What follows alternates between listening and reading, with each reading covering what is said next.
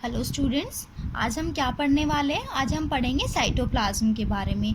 Last video में हमने क्या पढ़ा था, about the components of cell, उसके बारे में पढ़ रहे थे। तो हमने क्या क्या डिस्कस कर लिया था, सेल मेम्ब्रेन के बारे में डिस्कस कर लिया था और न्यूक्लियस के बारे में डिस्कस कर लिया था। आज हम third component of the cell के बारे में पढ़ेंगे, जो क्या है, साइटोप्लाज्म है।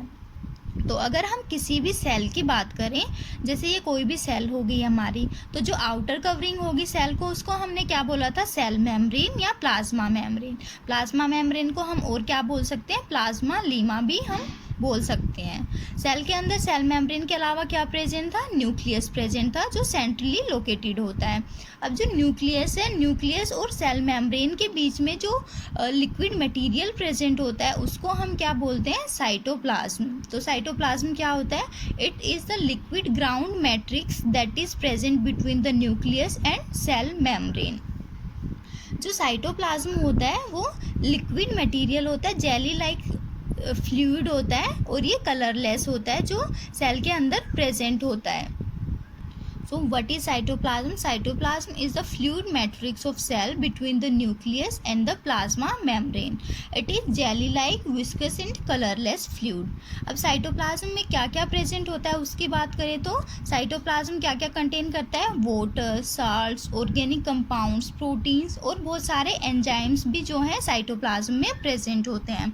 अगर हम साइटोप्लाज्म की बात करें तो जो साइटोप्लाज्म है उसके अंदर जो लिक्विड मटेरियल होता है साइटोप्लाज्म का, उसको हम क्या बोलते हैं, साइटोसोल। तो क्या हो जाएगा cytosol, cytosol is the liquid material of the cytoplasm. तो साइटोप्लाज्म का ही पार्ट हो गया।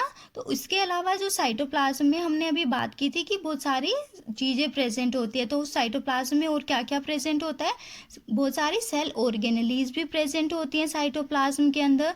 हमने बात की थी अभी कि water, salts, minerals, enzymes, proteins वगैरह भी प्रेजेंट होते हैं साइटोप्लाज्म के अंदर। सेल ऑर्गेनेलीज के अलावा क्या प्रेजेंट होता है, सेल इंक्लूजन्स भी प्रेजेंट होते हैं। सेल इंक्लूजन्स किसको बोलते हैं हम, जैसे हमने बोला था कि सेल ऑर्गेनेलीज भी प्रेजेंट होती हैं। तो सेल ऑर्गेनेलीज जो है वो लिविंग कंपोनेंट्स होते हैं जो सेल के अंदर प्रेजेंट होते हैं। लेकिन अगर हम सेल इंक्लूजन्स की बात करें तो जो सेल इंक्लूजन्स है वो क्या है, वो नॉन लिविंग कंपोनेंट्स होते हैं जो सेल के अंदर प्रेजेंट होते हैं। जैसे कि हमारा सिक्रीटरी मॉलिक्यूल्स हो गए, प्रोटीन्स हो गया, इस तरह की जो चीज़ें होती है उनको हम क्या बोलते हैं, cell inclusions, which are non living components of the cell.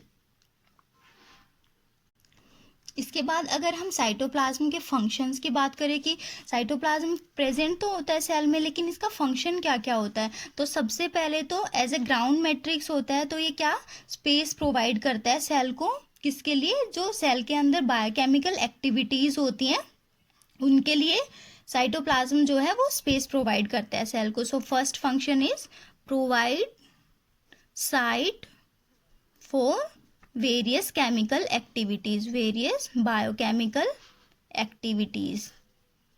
तो एक तो ये फंक्शन हो गया साइटोप्लाज्म का कि ये साइट प्रोवाइड करता है वेरियस बायोकेमिकल एक्टिविटीज़ के लिए। और जो साइटोप्लाज्म होता है उसके अंदर बहुत सारे मटेरियल सब्सटेंसेस स्टोर भी होते हैं। तो सेकंड फंक्शन क्या हो जाएगा, it stores various biomolecules, biochemicals, कुछ भी बोल सकते हैं हम कि जो मॉलिक्यूल्स होते हैं, बायोकेमिकल्स होते हैं सेल के अंदर, उनको स्टोर करके रखता है। जैसे कि हमारे अमाइनो एसिड्स हो गए, एंजाइम्स हो गए, उन सबको भी स्टोर करके रखता है साइटोप्लाज्म। तो हमने अभी साइटोप्लाज्म के बारे में पढ़ा। साइटोप्लाज्म क्या होता है, cytoplasm is a fluid matrix of cell between nucleus and the plasma membrane. It is jelly like viscous colorless fluid and it consists of water, salts, organic compounds, proteins and variety of enzymes. Cytoplasm में क्या क्या present होता है, contain various membrane bound components का cell organelles. Cell organelles के अलावा क्या क्या प्रेजेंट होता है साइटोप्लाज्म में, सेल इंक्लूजन्स, साइटोप्लाज्मिक इंक्लूजन्स भी प्रेजेंट होते हैं, जो क्या होते हैं, नॉन लिविंग कंपोनेंट्स होते हैं सेल के, जो सेल के अंदर प्रेजेंट होते हैं। इसके बाद हमने अभी पढ़ा कि साइटोप्लाज्म में सेल ऑर्गेनेलीज प्रेजेंट होती है। तो अभी हम क्या पढ़ेंगे, सेल ऑर्गेनेलीज के बारे में पढ़ेंगे। तो सेल ऑर्गेनेलीज सबसे पहले देख लेते हैं कि क्या होता है, सेल ऑर्गेनेलीज का मतलब क्या है। तो जो हमारी सेल होती है, सेल के साइटोप्लाज्म में बहुत सारे छोटे छोटे कंपार्टमेंट प्रेजेंट होते हैं जो मेम्ब्रेन बाउंड कंपार्टमेंट्स होते हैं। ये कंपार्टमेंट जो हैं वो सेल की वेरियस एक्टिविटीज़ को परफॉर्म करने में हेल्प करते हैं। जैसे हमारी सेल है, सेल को बहुत सारी प्रोसेसेस करनी होती हैं, जैसे डाइजेशन करना होता है, रेस्पिरेशन होता है, सिंथेसिस होती है। तो अकेले सेल से तो सारे फंक्शन परफॉर्म नहीं होंगे, इसलिए सेल में बहुत सारे कंपोनेंट्स प्रेजेंट होते हैं जो सेल की वेरियस एक्टिविटीज़ को परफॉर्म करते हैं और सेल को प्रॉपर तरह से फंक्शनिंग में हेल्प करते हैं। So what are cell organelles? Cell organelles are membrane bound components which are present in cytoplasm of cell. Each cell organelle has a definite shape, structure and function. कुछ organelle जो इनके नाम देख लेते हैं जो साइटोप्लाज्म में प्रेजेंट होती हैं, जैसे कि endoplasmic reticulum, Golgi apparatus, lysosomes, plastid, mitochondria, chloroplast, vacuoles. ये सारी ऑर्गेनलीज जो हैं वो साइटोप्लाज्म में प्रेजेंट होती हैं। तो स्टूडेंट, जैसे कि हमने अभी बात की, साइटोप्लाज्म के अंदर क्या प्रेजेंट होता है? वेरियस ऑर्गेनलीज प्रेजेंट होती हैं। तो सबसे पहले हम क्या ऑर्गेनलीज पढ़ेंगे? अभी सबसे पहले कौन सी ऑर्गेनली के बारे में पढ़ेंगे? Endoplasmic reticulum. तो अगर हम एंडोप्लाज्मिक रेटिकुलम की बात करें तो ये कहाँ प्रेजेंट होती है सेल के अंदर? तो अगर हम ये देखें, जैसे ये कोई भी सेल है, हमने न्यूक्लियस के बारे में पढ़ा था। जब न्यूक्लियस पढ़ा था तो हमने देखा था कि जो न्यूक्लियर एनवलप होता है, न्यूक्लियर एनवलप के साथ में जो एक ऑर्गेनली प्रेजेंट होती है जिसको हम क्या बोलते हैं? Endoplasmic reticulum. तो जो न्यूक्लियर एनवलप के साथ में अटैच्ड होती है हमारी एंडोप्लाज्मिक रेटिकुलम। अगर हम इसके अटैचमेंट की बात करें तो एक साइड से न्यूक्लियर एनवलप के साथ एंडोप्लाज्मिक रेटिकुलम अटैच्ड होती है और दूसरी साइड से ये प्लाज्मा मेम्ब्रेन के साथ भी अटैच्ड होती है। So endoplasmic reticulum is attached with the nuclear membrane and the plasma membrane also. Endoplasmic reticulum जो है वो एक नेटवर्क लाइक स्ट्रक्चर होता है जो सेल के अंदर प्रेजेंट होता है। तो क्या हो जाएगा? एंडोप्लाज्मिक रेटिकुलम को देखें तो it is a membranous network of tube like structures extending from nuclear membrane to plasma membrane. जो एंडोप्लाज्मिक रेटिकुलम होती है वो प्रोकैरियोटिक सेल्स में अब्सेंट होती है, जो और मैमल्स की आरबीसी होती है उनमें भी एंडोप्लाज्मिक रेटिकुलम अब्सेंट होती है। अगर हम एंडोप्लाज्मिक रेटिकुलम की फॉर्म्स की बात करें कि जो सेल के अंदर एंडोप्लाज्मिक रेटिकुलम जो वो 3 फॉर्म्स में पाई जाती है, वो कौन कौन सी फॉर्म्स हो सकती हैं? 3 forms are found in the cell. Endoplasmic reticulum जो है सेल में 3 फॉर्म्स में मिलती है, वो कौन कौन सी है? Cisternae, vesicles and tubules. ये 3 फॉर्म होती है एंडोप्लाज्मिक रेटिकुलम की। तो सिस्टर्ने की अगर हम शेप की बात करें तो सिस्टर्ने कुछ इस तरह की दिखाई देती हैं। ये क्या हो जाएंगे? Cisternae form. जो सिस्टर्ने होता है उसके ऊपर राइबोसोम्स भी अटैच्ड होते हैं। सिस्टर्ने के ऊपर जो क्या होते हैं? राइबोसोम्स होते हैं। अगर हम वेसिकल्स की बात करें तो वेसिकल्स जो हैं कुछ इस शेप में होते हैं, इस फॉर्म में होती है वेसिकल्स।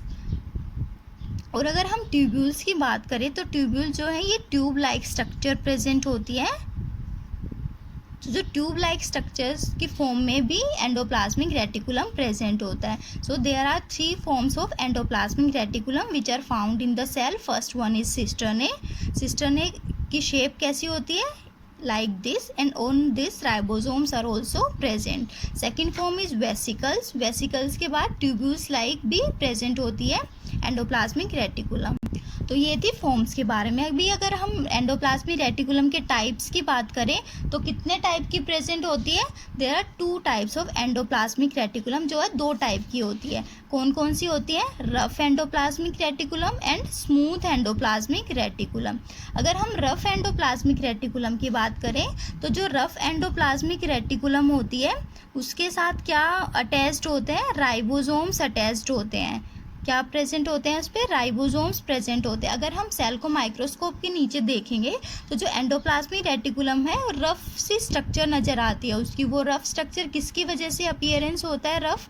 क्योंकि उसके ऊपर जो है राइबोसोम्स प्रेजेंट होते हैं, इसलिए ये रफ नज़र आती है। इसलिए हम क्या बोलते हैं? Rough endoplasmic reticulum. जो ये राइबोसोम्स अटैच्ड होते हैं एंडोप्लाज्मिक रेटिकुलम से ये किस में हेल्प करते हैं, ये प्रोटीन सिंथेसिस में हेल्प करते हैं। क्या करते हैं, ये प्रोटीन की सिंथेसिस करते हैं। तो एक फंक्शन क्या हो गया रफ एंडोप्लाज्मिक रेटिकुलम के, अगर फंक्शन की बात करें तो ये किस में हेल्प करेंगे, प्रोटीन सिंथेसिस में। सेकंड टाइप हमने क्या पढ़ा था, स्मूथ एंडोप्लाज्मिक रेटिकुलम। तो स्मूथ एंडोप्लाज्मिक रेटिकुलम जो है, अपीयरेंस की बात करें तो ये स्मूथ नज़र आती है, क्योंकि जो है इसके ऊपर राइबोसोम्स अटैच्ड नहीं होते। राइबोसोम्स स्मूथ एंडोप्लाज्मिक रेटिकुलम में अब्सेंट होते हैं। तो जो अगर हम स्मूथ एंडोप्लाज्मिक रेटिकुलम के फंक्शन की बात करें तो ये किस में हेल्प करती है, स्मूथ एंडोप्लाज्मिक रेटिकुलम लिपिड या जो फैट मॉलिक्यूल्स होते हैं उनकी सिंथेसिस में हेल्प करती है। अगर हम सेकंड फंक्शन की बात करें तो जो स्मूथ एंडोप्लाज्मिक रेटिकुलम है, जो टॉक्सिक सब्सटेंसेस होते हैं सेल के अंदर, टॉक्सिक सब्सटेंसेस या जो हार्मफुल सब्सटेंसेस होते हैं उनको हार्मलेस सब्सटेंसेस में कन्वर्ट कर देती है, ताकि सेल को कोई नुकसान ना पहुंचे। तो सेकंड फंक्शन क्या हो जाएगा, इट डिटॉक्सिफिकेशन का काम करती है सेल के अंदर। जो टॉक्सिक या हार्मफुल सब्सटेंसेस होते हैं उनको हार्मलेस सब्सटेंसेस में कन्वर्ट कर देती है। So this was about the types of endoplasmic reticulum. अगर हम ब्रीफ में फिर से देखें एंडोप्लाज्मिक रेटिकुलम क्या होता है, तो endoplasmic reticulum is a membranous network of tube-like structures extending from nuclear membrane to plasma membrane. It is absent in prokaryotic cells and mature RBC of mammals. There are two types of endoplasmic reticulum, rough endoplasmic reticulum and smooth endoplasmic reticulum. Rough endoplasmic reticulum कौन सी होती है, जिसमें ribosomes present होते हैं on the surface of endoplasmic reticulum and it helps in the synthesis of proteins. अगर हम smooth endoplasmic reticulum की बात करें तो राइबोसोम्स इसमें अब्सेंट होते हैं और ये क्या करती है, सिंथेसिस में हेल्प करती है, किसके, लिपिड्स की सिंथेसिस में हेल्प करती है। अगर हम फंक्शंस देखें एंडोप्लाज्मिक रेटिकुलम के तो क्या क्या फंक्शंस होते हैं, it gives internal support to the cell, जो सेल जो होती है उसको सपोर्ट प्रोवाइड करती है एंडोप्लाज्मिक रेटिकुलम। और किस में हेल्प करती है, helps in the transport of substances from nuclear membrane to plasma membrane. जो एंडोप्लाज्मिक रेटिकुलम है, जो वो सब्सटेंसेस का न्यूक्लियस से साइटोप्लाज्म में और साइटोप्लाज्म से न्यूक्लियस में मॉलिक्यूल्स के ट्रांसपोर्ट में भी हेल्प करती है। जो रफ एंडोप्लाज्मिक रेटिकुलम है वो किस में सिंथेसिस में हेल्प करती थी, प्रोटीन सिंथेसिस में। तो नेक्स्ट फंक्शन क्या हो जाएगा, rough endoplasmic helps in the synthesis and transportation of protein. और जो हमारी स्मूथ एंडोप्लाज्मिक रेटिकुलम है ये किसके सिंथेसिस में हेल्प करती थी, लिपिड्स के सिंथेसिस में। तो क्या फंक्शन हो जाएगा एंडोप्लाज्मिक रेटिकुलम का, helps in synthesis and transportation of lipids. Smooth endoplasmic reticulum क्या करती है, helps in detoxification of poisonous products. जो पॉइजनस प्रोडक्ट्स होते हैं उनको डिटॉक्सिफाई करती है। अभी हमने जिससे बात की थी कि रफ एंडोप्लाज्मिक रेटिकुलम क्या बनाती है, प्रोटीन बनाती है, स्मूथ एंडोप्लाज्मिक रेटिकुलम लिपिड बनाती है। तो हमने सेल मेम्ब्रेन को जब पढ़ा था तो सेल मेम्ब्रेन के बारे में पढ़ा था, तो हमने बात की थी कि हमारी जो प्लाज्मा मेम्ब्रेन है वो किस चीज़ से बनी होती है, लिपिड प्लस प्रोटीन से मिलके बनी होती है। तो जो ये endoplasmic reticulum protein and lipids बनाती है ये किस में हेल्प करते हैं, ये हमारी सेल मेम्ब्रेन की फॉर्मेशन में भी हेल्प करते हैं। इसको हम क्या बोलते हैं, मेम्ब्रेन बायोजेनेसिस। क्या बोलेंगे, membrane biogenesis. So endoplasmic reticulum also helps in membrane biogenesis.